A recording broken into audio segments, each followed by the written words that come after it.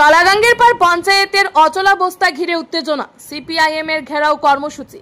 2024 সালের পঞ্চায়েত নির্বাচনে উত্তর ত্রিপুরার কদমতলা ব্লকাধীন কালাগাঙ্গের পার গ্রাম পঞ্চায়েতে সিপিআইএম 7টি আসনে এবং বিজেপি 6টি আসনে জয়ী হয়। সংখ্যাগরিষ্ঠতা পাওয়ায় পঞ্চায়েতের দখল নেয় সিপিআইএম। এরপর দলটি নির্বাচিত জনপ্রতিনিধিরা পঞ্চায়েতের প্রধান ও উপপ্রধানের দায়িত্ব গ্রহণ করে প্রায় 1 বছর ধরে পঞ্চায়েত পরিচালনা করেন। তবে তিনি 3 মাস আগে এক চাঞ্চল্যকর মোড় নেয় পরিস্থিতি। অভিযোগ, সিপিআইএম এর এক নির্বাচিত সদস্য আর্থিক লোভে বিজেপি সমর্থনে চলে যান। এর ফলে অনাস্থা ভোটে প্রধান ও উপপ্রধান পদের তাদের পদ হারান।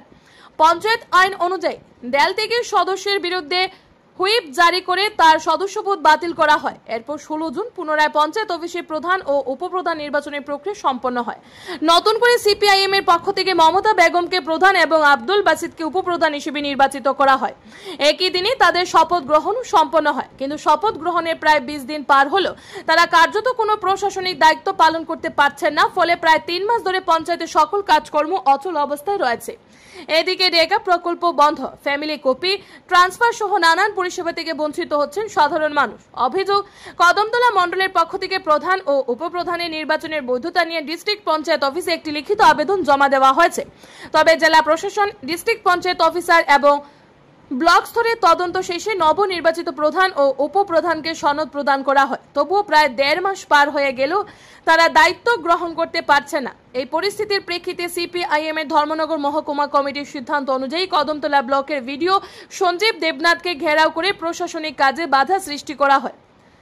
দাবি তোলা হয়, দ্রুত নবনির্বাচিত প্রধান ও উপপ্রধানকে দায়িত্বভার প্রদান করতে হবে।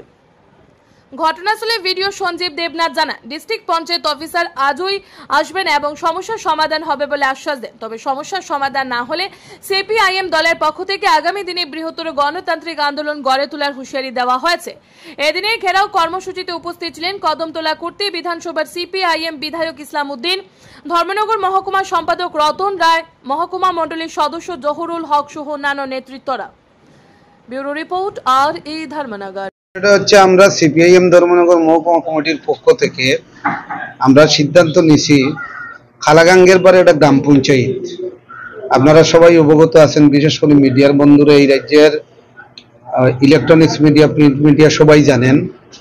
আজকে থেকে 3.5 মাস পূর্বে কালাগাঙ্গের পর গ্রাম পঞ্চায়েতের 2024 সালে পঞ্চায়েত নির্বাচনে, সেখানে নির্বাচনের ফলাফলে সিপিআইএম 7টা আসনে নির্বাচিত হয় এবং বিজেপি দল 6টা আসনে নির্বাচিত হয় এবং পঞ্চায়েত পরিচালনার দায়িত্ব নিয়েই পঞ্চায়েতের প্রধান উপপ্রধান সেখানে কাজ করেছেন গত 1 বছর। হঠাৎ করে 3 মাস পূর্বে আমাদের একজন পঞ্চায়েতের নির্বাচিত সদস্য অর্থের বিনিময়ে প্রলুব্ধ হয়ে উনি বিজেপি সমর্থন করেছেন। পরবর্তী সময়ে পঞ্চায়েতের মধ্যে অনাস্থা ভোট হয় প্রধান উপপ্রধানের বিরুদ্ধে এবং প্রধান উপপ্রধানের পদ তাদের চলে যায় অনাস্থার ফলে। পরবর্তী সময়ে আমরা পঞ্চায়েত দপ্তরের তার আইন অনুসারে ওই মেম্বারের বিরুদ্ধে আমরা যে হুইপ জারি করেছিলাম, পরবর্তী সময়ে প্রায় 45 দিন পরে ওই মেম্বারের মেম্বারশিপ চলে যায়। পরবর্তী সময়ে গত মাসের 16 তারিখে পঞ্চায়েতের প্রধান উপপ্রধান নির্বাচনের ডেট ডিপিও অফিস থেকে বা পঞ্চায়েত অফিসারের পক্ষ থেকে তারিখ করা হয়। ওই তারিখে সেখানে প্রধান উপপ্রধানের নির্বাচন হয় এবং টসে সিপিআইএম এর প্রধান হিসাবে নির্বাচিত হন মমতা বেগম, উপপ্রধান হিসাবে নির্বাচিত হন আব্দুল বাসিদ এবং তাদের শপথ বাক্য পাঠ হয় এবং যিনি প্রিসাইডিং অফিসার ছিলেন পঞ্চায়েত দপ্তরের পক্ষে, তিনি ঘোষণা দিয়েছেন মিডিয়ার সামনে এবং প্রধান উপপ্রধান যারা নির্বাচিত হয়েছেন টসে তাদের স্বাক্ষর নিয়েছেন।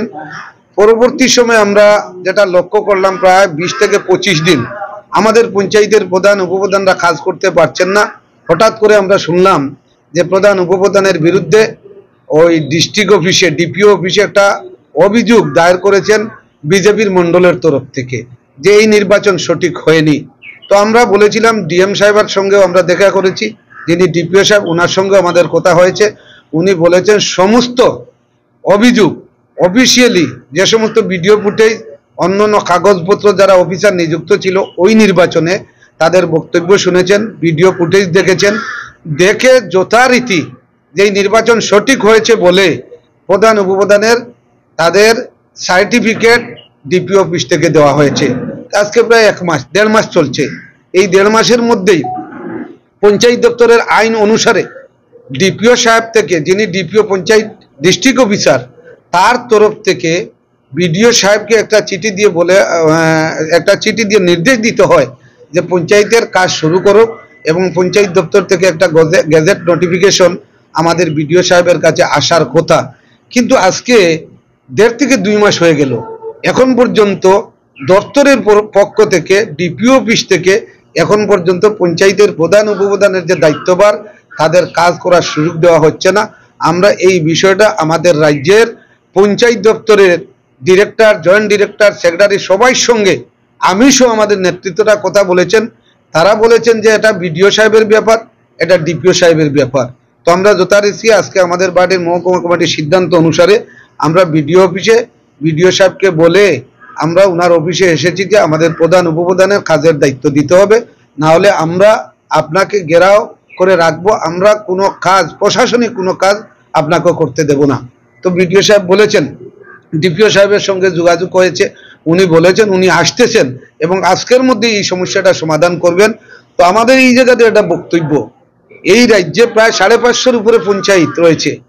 মাত্র কদমতলা ব্লকে 19টা গ্রাম পঞ্চায়েতের মধ্যে 60টা পঞ্চায়েত বামফ্রন্ট বা বিরোধীরা পরিচালনা করছেন, এবং টসে জিতে আমাদের প্রধান উপপ্রধান, শাসক দলের নেতৃত্বরা বিভিন্নভাবে প্রশাসনের আমলা অফিসারদের কাজে লাগিয়ে আমাদের প্রধান উপপ্রধানের কাজের দায়িত্ব দিচ্ছেন না। এটা রাজ্যের মধ্যে এটা অগণতান্ত্রিক ব্যবস্থা, এবং প্রশাসনিক ব্যবস্থাটাকে কাজে লাগিয়ে আমাদের পঞ্চায়েতের প্রধান উপপ্রধানদের কাজ করার সুযোগ দিচ্ছেন না। তার কাজের সুযোগ তৈরি করার জন্য আমরা বিডিও সাহেবকে বলেছি, না আজকেই তার সমাধান করতে হবে, ডিপিও সাহেব যে কোনো মূল্যে আসতে হবে, না হলে আমাদের যে কর্মসূচি আমরা বিডিও সাহেবের কাছে এসেছি, গণতান্ত্রিক পদ্ধতিতে আমরা চাই আমাদের প্রধান উপপ্রধানের কাজ করার দায়িত্ব দেওয়া হোক। আর যদি কাজ করার দায়িত্ব দেওয়া না হয়, আমরা আরো বৃহত্তর আন্দোলন আমরা এই বিষয় নিয়ে, এলাকার জনগণকে নিয়ে আমরা সেখানে সংগঠিত করব। এবং যে বিষয়টা বলতে চাই, আজকে 4 মাস থেকে পঞ্চায়েতে কোনো কাজ হচ্ছে না, ROR এর কপি মানুষ পাচ্ছেন না, ট্রান্সফার পাচ্ছেন না, এবং পঞ্চায়েতের MGNরেগা প্রকল্পের এমনিতেই খাদ্যের অভাব, মানুষ কাজের কোনো সুযোগ পাচ্ছেন না। আমাদের প্রধান উপপ্রধানের বাড়ির সাধারণ মানুষ যাচ্ছেন, তারা কোনো জবাব দিতে পারছেন না, এবং প্রশাসনটাকে কাজে লাগিয়ে এই রাজ্যের যারা সরকার পরিচালনা করছেন, তারা বিভিন্নভাবে খালাগাঙ্গের পর গ্রাম পঞ্চায়েতের যে গণতান্ত্রিক অধিকার, নির্বাচিত সদস্যদের যে গণতান্ত্রিক অধিকার, এটাকে হরণ করার চেষ্টা করছেন। তার বিরুদ্ধে আমাদের আজকে বিডিও সাহেবের এখানে আমরা ওনার সঙ্গে কথা বলে তাদের গণতান্ত্রিক অধিকার ফিরিয়ে দেওয়ার জন্য, তাদের কাজের অধিকার ফিরিয়ে দেওয়ার জন্য আমাদের